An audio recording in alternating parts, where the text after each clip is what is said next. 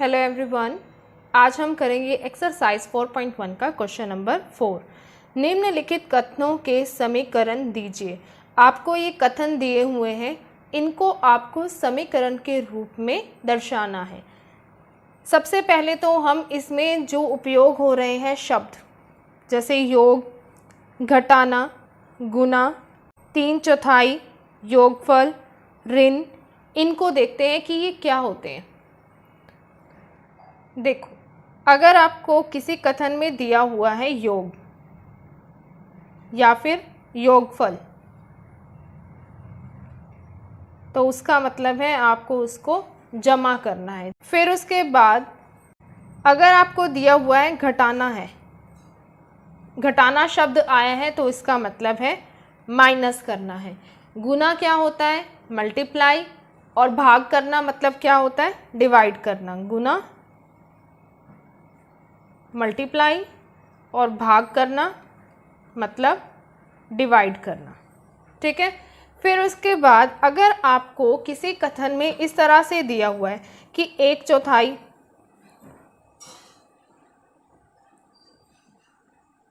या 2/4 या 3/4 या ऐसे ही 1/3, 2/3, इस तरह से अगर आपको दिया हुआ है तो आपको पहला शब्द देखना है कि क्या लिखा हुआ है, 1। दूसरा क्या है? चौथाई। चौथाई मतलब 4। इस तरह से वो आ जाएगा उस चर के आगे 1/4। ऐसे ही अगर दिया हुआ है 3/4,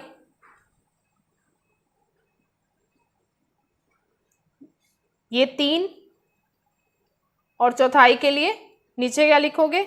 4। इस तरह से ये करना है आपको। ये 3/4 हो गया।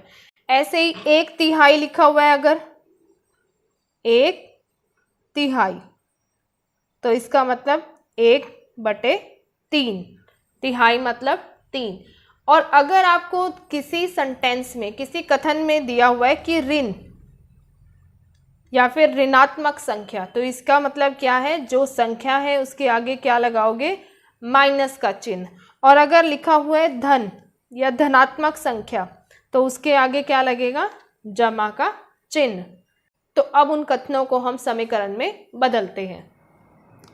फर्स्ट सेंटेंस आपको क्या दिया हुआ है? पहला कथन क्या है? संख्याओं x और 4 का योग 9 है। x और 4 का योग, योग का मतलब जमा करना है, तो ये आपको क्या देगा? 9, क्योंकि इनका योग क्या है? 9 है। तो यहाँ पर लिखोगे बराबर का चिन्ह, समता चिन्ह इसको बोलते हैं, और यहाँ पर आ जाएगा 9।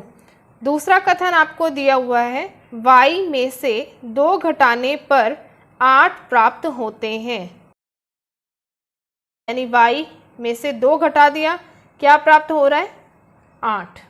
इस तरह से लिखना है इसको। तीसरा है a का 10 गुना 70 है। a का 10 गुना, यानी इसको 10 से गुना करोगे, वो आपको क्या दे रहा है? 70। a का 10 गुना, यानी a को आपने 10 से गुना कर दिया, तो वो किसके बराबर है? 70 के। नेक्स्ट है संख्या b को 5 से भाग देने पर 6 प्राप्त होता है। b आपके पास कोई संख्या है, अगर आप इसको 5 से भाग करते हो तो क्या प्राप्त होता है? 6। आपको 6 प्राप्त होता है, तो यहाँ पर इक्वल का साइन लगाओगे, समता चिन्ह लगाओगे। ये सेम क्वेश्चन आपको इंट्रोडक्शन वीडियो में भी कराया था। फिर नेक्स्ट है t का 3/4 15 है।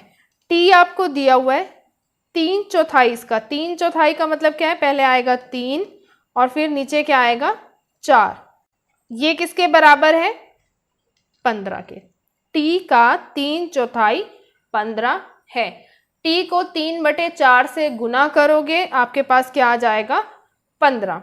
और जब भी आप इनको लिखोगे, इन समीकरणों को लिखोगे, जहां पर भी ऐसा कोई कथन होगा जिसमें आपको एक चर को किसी नंबर से गुना करना है या भाग करना है, तो आप उस नंबर को पहले लिखोगे और चर को बाद में लिखोगे।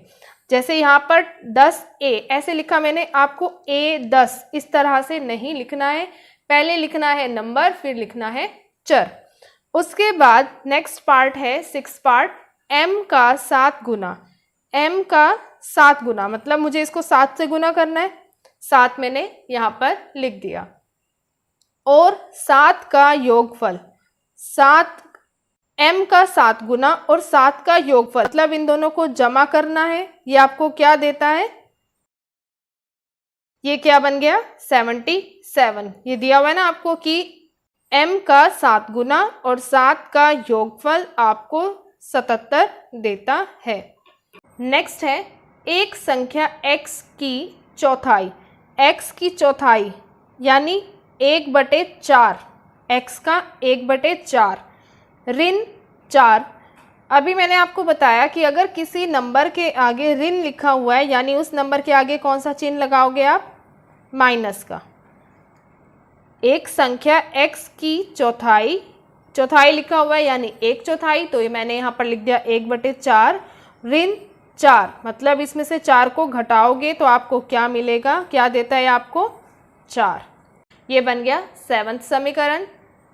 8वां आपको दिया हुआ है यदि आप y के 6 गुने में से, पहले y का 6 गुना यानी y लिखोगे उसको 6 से गुना करोगे, उसमें से 6 घटाएं, इसमें से 6 को घटाना है तो आपको 60 प्राप्त होता है, यानी आपको क्या दे रहा है 60। यदि आप y के 6 गुने में से 6 घटाएं तो आपको 60 प्राप्त होता है। y का 6 गुना किया फिर उसमें से 6 को घटाया तो आपको क्या प्राप्त हुआ 60। लास्ट सेंटेंस है यदि आप z के 1/3 में, पहले तो यहाँ तक देखो z का 1/3 मतलब 1/3 से इसको गुना करोगे, इसमें अगर 3 जोड़ना है मतलब जमा करना है तो आपको 30 प्राप्त होता है। तो क्या मिलेगा आपको 30। z के 1/3 में, z का 1/3 मतलब 1/3, इसमें 3 को जोड़ा तो आपको क्या मिला 30। तो ये हो गया आपका question number 4 of exercise 4.1। Thank you.